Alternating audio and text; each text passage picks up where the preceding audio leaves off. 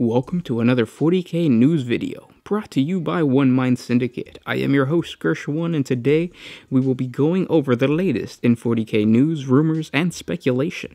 And what better way to start this 40K video than to talk about Age of Sigmar. The new models in Age of Sigmar tell us a lot about the future of 40K, so bear with me. The Daughters of Cain faction has been released for pre-order, and they look amazing. This all-female witch cult worships the god of war by slicing through their victims with some kick-ass sword skills, and then bathes in their blood. This zealot army is an excellent addition to the Age of Sigmar line, and brings a very mythical and sexy look that I think most players will enjoy. Right now you have the Sisters of Slaughter / Witch Elves, and they are up for pre-order at $60 US, and they come with 10 blade or whip-wielding witches. Say that 3 times fast. At $75, you can get one of the 3 different altars / shrines. So you have the Hag Queen or the Slaughter Queen on the Cauldron of Blood, and then the Blood Rack Shrine. It looks like these models are one of those multi-purpose sets. So you have the bottom of the altar and the 2 witch priestess that are the same, and then depending on what option you choose for the top, designates what type of model you get. If this is the case, this makes for some awesome leftover bits for kit bashing. And at $35, you have the Doomfire Warlocks, also up for pre-order. The Serpentine Bloodstalkers are not available for pre-order as of the making of this video, but expect that pre-order to come up probably this weekend or sometime this week. All of these models are perfect for converting into a Dark Eldar army. The Cauldron needs very little alterations to make for a perfect Dark Eldar terrain piece, and the Sisters of Slaughter can make for some very sexy witches. I'm sure Dark Eldar players will find it easy to kit bash the Daughters of Cain. Alright, no one plays Dark Eldar. The real reason we are talking about these new Age of Sigmar models is because of the leader of the Daughters of Cain, Morathi, or the Shadow Queen. She is up for pre-order at $130 US. What makes this model so special is that it's a multi-form character, meaning you can play her in her regular witch form, or you can play her in her monstrous creature form. The model looks amazing, the serpent tail, the demonic wings, and the snakes coming out of her hair. It truly is a very special skull, and one that should inspire all those Slaanesh worshipping demon players to start converting this beast into a greater demon of Slaanesh. What makes me excited about this model is the fact that the serpent tail, the powerful stance, and the sexual theme are all reminiscent of a certain demonic Primarch we know and love, Fulgrim. The release of Morathi points to my speculation that the next demon Primarch will be Fulgrim. GW has done this in the past, where they test out model designs in the Age of Sigmar line, before bringing them over to 40K. They gave us the Stormcast Eternals, and then they gave us the Primaris Marines. Just take a look at the Prosecutors, and then take a look at Saint Celestine and her retinue. The same thing will happen to Fulgrim. To add to this theory, Games Workshop author and game designer Jeremy Vedar mentioned that we would be getting new Slaanesh stuff on a live stream. And what better time to release the Demon Primarch empowered by Slaanesh than with the release of a new Slaaneshi army. Again, this is all just speculation, but I have a strong feeling that we will see Fulgrim sometime this year. Moving on to the confirmed releases, we have the Tau Codex coming out on March 17th, with pre-orders March 10th.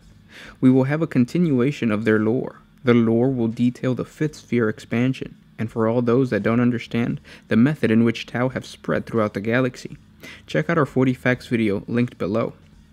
Just like all the other races, the Tau will get a faction-focused buff, depending on what Sept world they come from. These will be called Sept Tenants, and the Farsight Enclaves will also get their own buff as well. So Farsight sympathizers will be happy that they don't have to wait to purchase a supplement to get new rules. For now at least. The rumor is that the Tau will get a decrease in points, so their weapons are going to go down, which means that they can bring more DACA, as if they needed it. The release will also come with unique tactical objectives based on the Tau's tactics of Montka and Kayun from the lore, and some special stratagems called Uplinked Marker Light, Recon Sweep, Failsafe Detonator, and Focused Fire. Also in this month, we will get new terrain box sets. The Azurite Ruins is definitely my favorite. It's an Age of Sigmar terrain box, but the look of the pieces aren't too fantasy, and with a few additions, it can make for some great 40k terrain. I'm thinking of creating a tabletop with one of two themes, either an Old Ones ruin type theme, or an abandoned human civilization from the Dark Age of technology, and I think this box set really fits. The blasted hollow heart can also easily be converted to look like Imperial ruins from a pleasure world or a night world. Then we move on over to Forgeworld, who has released the pre-orders for the Spacewolves. We have the Grey Slayers and the Vargrin Terminators. Around $84 US for the 5-man Terminators and $107 US for the Grey Slayer 10-man squad. You can get a Grey Slayer upgrade kit for $33. Now, I'm not a Space Wolf player, but I do purchase Space Wolf kits because I like to kit bash. And in my opinion, these guys don't look that great, especially the Terminators. To me, they feel out of place from what should be coming out from Forgeworld. The faces, the fur, it all looks kind of like a third party would create it, not Forgeworld. The Grey Slayer upgrade kit, it's decent. I like the shields, I like the swords, but the leather mask feel kind of, they just don't look good to me. But again, that's just my opinion. You might like it. Tell me what you think. Forgeworld is also doing a great job at pumping out Necromunda models. We have Gore Halfhorn, the Beastman Bounty Hunter, and the Necromunda Hired Guns.